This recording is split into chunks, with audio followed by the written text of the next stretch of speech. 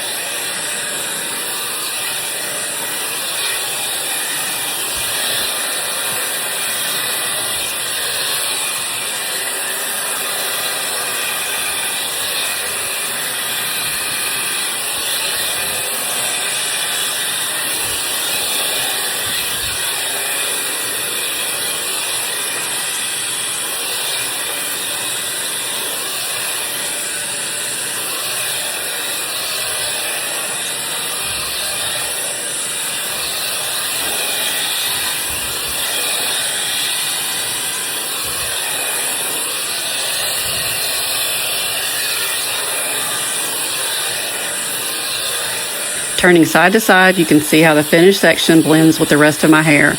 This gives you a full look at how the DigitalAIRE performs on damp hair in real time.